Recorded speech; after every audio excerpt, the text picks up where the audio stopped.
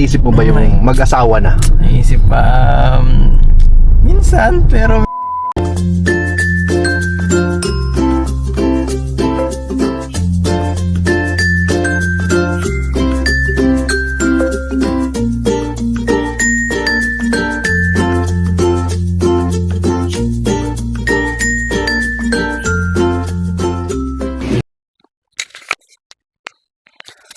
So welcome back to my YouTube channel. Syempre, this is Kuya Barbero once again, ano? So thank you so much po sa mga nanonood sa ating YouTube channel ni Kuya Barbero TV.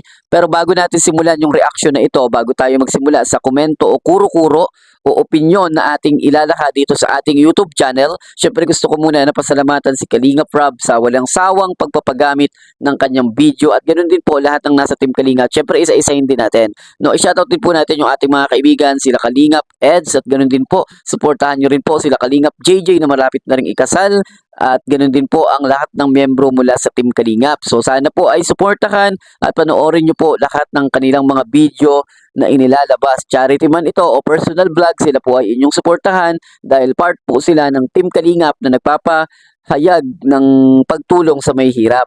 So yun nga guys, pag-usapan natin yung nauuso o nagiging topic ngayon mula sa Team EDC. Ano nga ba yung pinag-uusapan ngayon? Hindi ba ang pinag-uusapan ngayon ang mainit-init na usapan tungkol sa paghihiwalay ng Team EDC? At kumakalat ito hindi dahil dun sa mga viewers, kundi ito ay kumalat dahil dun sa iba't ibang mga content creator or mga vlogger na nasa Team Kalingap din, ano? So, nagkakaroon sila ng iba't ibang issue o yung iba na mga content creator mula sa Team Kalingap ay nag-aaway pa nga sa social media.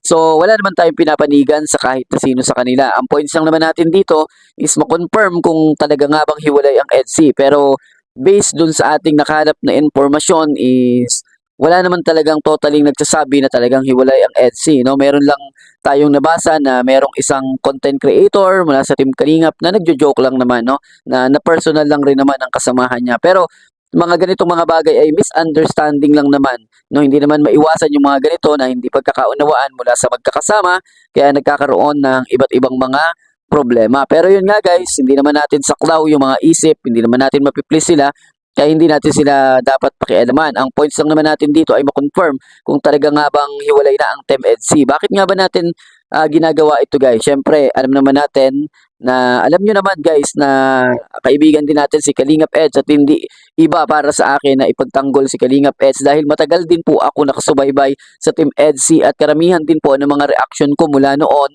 ay kay Kalingap Eds at kay Kalingap Rob kasi magpinsan sila at iisa lang po kami ng kinalakihan na lugar. Kaya kilalang kilala po natin yung magpinsan na yan kung gaano kabuti si Kalingap Eds at si Kalingap Rob. Kaya syempre si Kuya Barbero TV nasaktan din habang binabasa natin yung pinapakalat ng mga chismis na hiwalay na nga daw po ang Team EDC. Kaya syempre nalulungkot din tayo dahil mula noon inantabayanan natin ito, pinanood at sinuportahan at pinagtanggol dun sa mga bashing. Pero nakakalungkot lang na mabasa natin na merong mga ilang mga manonood o ilan na mga content creator na nagsasabi na hiwalay na nga. Yun nga, nakakalungkot lang guys sa part na iyon kasi nanggagaling pa mismo sa ilan sa mga kakilala or malalapit na mga kaibigan. Pero na-confirm naman dito sa video nga mapapanood nyo, ito ay hindi naman ibig sabihin na sampal ito dun sa mga viewers. Ito lang ay patunay na talagang ang Team EDC, si Kalingap Eds ay matatag pagdating sa kanilang love team. Panoorin nyo yung video ng ating kliyente at kaibigan sa barbershop, si Kuya Nel, na nagpapatunay na ang Team EDC ay matatag, matibay ang pundasyon at kahit na anumang dumaang problema is hindi matitibag at papunta na nga ito dun sa pinakasukdulan na alam naman natin na baka mauwi na dun sa kasalan. Panoorin muna natin yung bidyong ito ni Kuya Nel tapos bigyan natin ng maiksing reaksyon. Kasama natin si Kalingap Edu and gagrab na rin natin yung opportunity guys para ma-short interview si Kalingap Edu guys. Short interview lang kasi minsan naano rin ako napapaisip rin ako kung anong nasa isip ng isang Kalingap Edu. So may tanong lang ako kasi ito tanong rin to ng mga viewers Si Kalingap Edu ba ay nakakaisip ng mag-asawa? Isip mag-asawa? Grabe naman tanong mo ko. Pumasok na ba sa isip mo yan? Pumasok sa isip ko. Si Kuya David, pumasok na kaya sa isip niya. Ikaw bro. Labas-pasok, bro. Labas-pasok. Gaya ng sagot ni David, labas-pasok. Para iba yung ano. Para iba yung labas-pasok ah. Ibang dating ah. Hindi bro. Ikaw na ano mo ba na naisip mo ba yung mag-asawa na? Naisip pa, minsan, pero minsan, ewan. Pag ko na, labas-pasok. Labas-pasok sa isip? Di pa masyado eh. Di ba masyado? Pero minsan naiisip mo, yun yung ano, mahalaga doon, naiisip mo na. Ilang taon ka na ba ngayon? 29. 29. Parang naman, next month. What age Next mo balak sanang mag-settle? Hindi ko alam. Estimate mo lang yung Baka mga, prediction mo. ewan ko, 31 o 32, ganyan. So mga 2 years, parang talaga may hinihintay ito. Pag ganyan. Pero yung bang ano, yung matanong ko lang, yun ba ay nakilala mo na? Nakilala ka na? Oo, yung gusto mong asawahin. Nakilala mo na. Nakilala ko na rin? Nakilala mo na. Nakilala ko na rin. Nakilala mo na, bro. Bro, wala ako masyadong kilala sa mga ano mo. Talagang yung kilala ko sigurado baka yun na yun. Malapit ba yun sa ano namin, sa bahay namin? Ha? Baka nga doon na-miss mo yan, bro.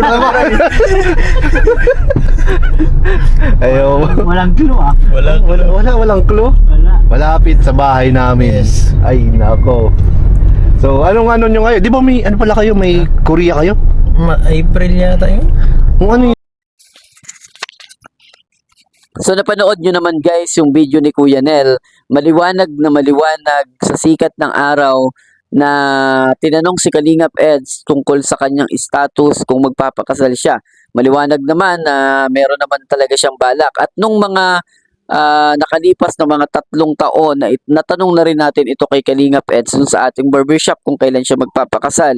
Way back 2023 nang tanungin natin si Kalingap Eds kung may plano ba siyang magpakasal. Ang sabi nga ni Kalingap Eds ay sa edad na 30 o 31. So maliwanag rin dun sa confirmation ni Kuya Nel na binanggit din ni Kalingap Eds na baka sa edad na 31 magsettle na rin siya. Pero binanggit din dun sa video na yung magiging asawa niya or makakasal siya dun sa kakilala rin daw nila Kuya Nel at ng mga member ng Team Kalingap. So sino nga ba yung kakilala na yan nila Kuya Nel? So nagbigay pa sila doon ng konting idea, no?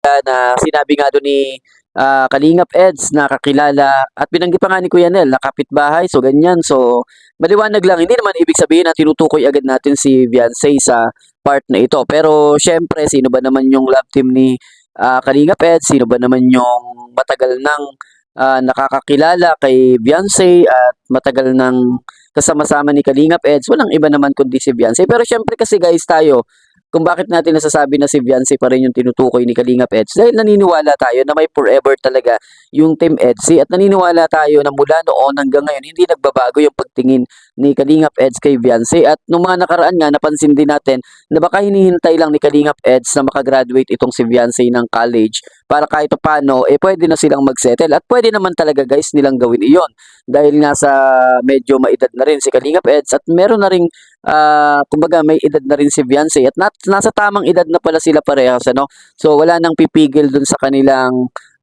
pagmamahalan, ika nga. So maganda rin kasi yung mauwi rin ito sa kasal para talagang mas yung mga viewers is mas manabik dun sa mga paparating na kabanata ng Team Edsy. At naniniwala ako bilang Kuya Barbero TV na matagal nang nanonood sa Team Edsy na meron talagang magandang mangyayari. Kagaya nung pagpunta nila sa South Korea by April, sabi ni Kalingap Eds, at inihayag na rin naman ito ni Kalingap Rob na talagang papunta sila sa Korea. So maliwanag na meron sila dong malaking shoot kasama ng Team Edsy at yung mga ganung mga shoot ay may pagka-prenup style pa rin. So hindi natin masasabi kung yung ba ay paghahanda sa prenup ng Team Edsy na baka gamitin talaga nila yun sa prenup balang araw. So yun lang naman yung naiisip natin na dahilan. Hindi lang yung mamasyal sila kundi baka kasi napakamahal ng South Korea. Alam naman natin na baka 100,000 yung gastusin dyan. So hindi naman sila siguro pupunta dyan para sa walang kabuluhan kundi may kabuluhan yung pagpunta nila dyan. So yun lang naman yung naiisip ni Kuya Barbero TV. Malay natin na prenup pala ito ng Team Edsy at hindi natin alam, ano? So Guys, yun lang yung nakikita ni Kuya Barbero. Huwag kayong mag-isip ng mga negatibo. Ito lang yung aking pananaw, guys. Ano, base dun sa mga sinabi ni Kalingap Eds at ni Kuya Nel, maliwanag lang naman, guys, na ang Team EDSI ay meron talagang plan o may pwede talagang masettle si Kalingap Eds. Kasi tinanong nga siya ni Kuya Nel na kung mag-aasawa siya. Sumagot naman talaga si Kalingap Eds na talaga magpapakasal nga rin naman talaga siya by the age of 30 or 31. So aasahan na natin ito, baka malay natin, no? Talagang nakapangako nga, kumbaga meron ng proposal ito si Eds na hinihintay na lang. So basta ako naniniwala si Kuya Barbero TV na itong video na ito ay nagpapatunay na ang Team EDSI ay matatag, matibay at merong patutunguhan. So hanggang dito lang muna yung ating video. Sana po suportahan niyo po yung ating video bagamat hindi tayo makapag-upload sa agad-agad sa Team EDSI. Pero asahan niyo po mga taga Team EDSI at ganoon din po sa mga viewers ni Kalingap Eds na handa tayong sumuporta at magdepensa dun sa mga nagsasabing ang Team EDSI ay hindi totoo or hiwalayan na ika nga. So, hindi totoo yan. Ano, manggagaling ang mga salitang iyan kapag inilabas ni Edu at ni Beyonce. Yun yung pinaka-legit. At ganun din kay Kalingap Rob, no? So, hanggang dito lang muna guys yung video natin. At sana supportahan nyo po yung ating video. This is Kuya Barbero TV once again na palagi nagsasabi sa inyo, paki-like and share and subscribe at paki-click na rin po ng notification bell at mag-iingat po kayo and bye-bye.